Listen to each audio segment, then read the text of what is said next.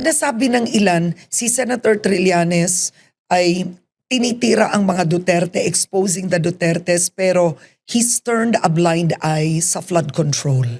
Diba? At sinabi yun, hindi mo tinira si House Speaker Martin Romualdez, si Zaldico, na nahimik ka daw doon. When all these things happened, wala na ako sa government. 2019 pa yung last term ko. Lahat ng mga aligasyon ko sa Duterte, nakalap ko when I was still a senator. Alam niyo, kung senador ako ngayon, I would have access to information and all that. Maaring tumindig din ako dyan. Kaso, hindi eh. I don't have anything. Wala naman ako mga kontrata ng DPWH o kung ano man. Di ko naman kilala yan si Bernardo. Yun po ang sitwasyon. At hindi naman kailangan lahat ng anomalya sa Pilipinas ako. Di ba? Kung meron diyang ibang tumututok at marami naman nakatutok sa flood control, by all means, go ahead. I will not stop you. Pero dito, kumaga... You're well-equipped. Yes, eye on the ball ako rito. Kaya kong tindigan lahat ng aligasyon ko sa kanila. What will happen if the Vice President is not convicted? They need 16 votes to convict.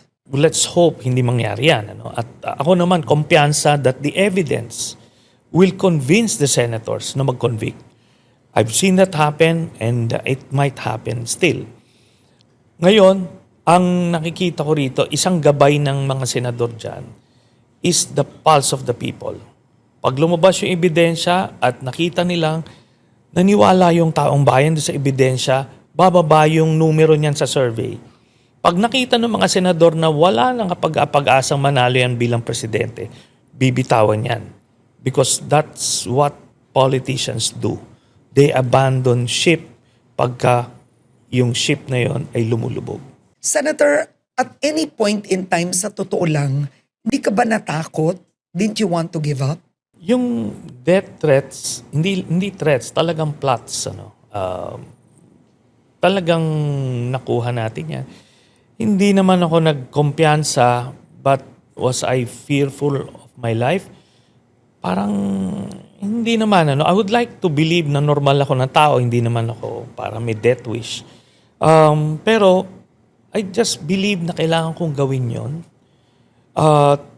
Kumaga, I'm a fatalist. Kumaga, bahala na yung Diyos sa akin. Do you feel vindicated today? Yes, pero to be honest, hindi ako nagbubunyi because of that, because we're still in the middle of that war we are raging.